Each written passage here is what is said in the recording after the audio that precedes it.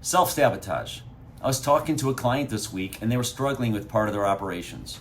When I started doing my usual coach thing, asking lots of questions, the answers that came back were a laundry list of why they couldn't do something, of all the things that wouldn't work. I let her go for a bit and then I stopped her and asked her a different question. Instead, I asked her, so what could you do? What might work?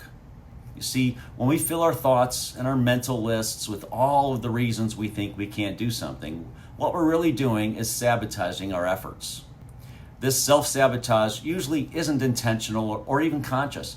It just feels like we're telling ourselves facts.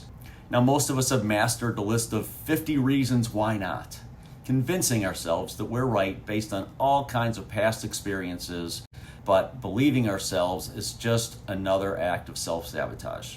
Now, here are my top 3 ways I see businesses committing self-sabotage, and then some ideas on how to get out of that. Number 1, we tried that before. This is probably the number 1 excuse I hear from business owners, and its close cousin is, well, we've always done it this way. Now, accepting this as your excuse is simply giving up on ever solving the problem. And if you do that, then it means you have to accept this behavior, not just from yourself, but from your team as well.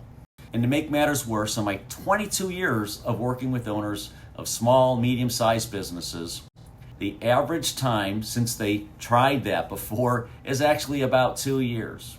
Can you tell me anything in your business that hasn't changed in some way in the last 2 years, that a new approach might not work? Second way I see self-sabotage is that won't work here, we're different. That's just another form of self-sabotage, that belief that somehow you and your business and your team are different than every other business on the planet, even those in your geographical area that are in the same industry. If you find yourself thinking, or worse, saying this out loud, ask yourself a new question. What would work here? The third self-sabotage that I hear business owners accept all the time is, my team will never go along with that.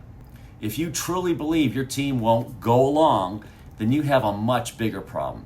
What this means is that you have taught your team and created a culture that if they don't like a new or different thing or idea, they have your permission to ignore it. You have now as many co-conspirators in sabotaging your business as you have employees. So here are 5 ideas for escaping self-sabotage. 5 questions you can ask yourself and or your team when you recognize that you or they are headed down this path of self-sabotage. 1, what are 3 to 5 things we can do or try? 2, why do we think it didn't work the last time we tried it? 3, what has changed since the last time we tried it? 4, what would work in our industry or company? And 5, how can we get the team on board the effort to solve this problem?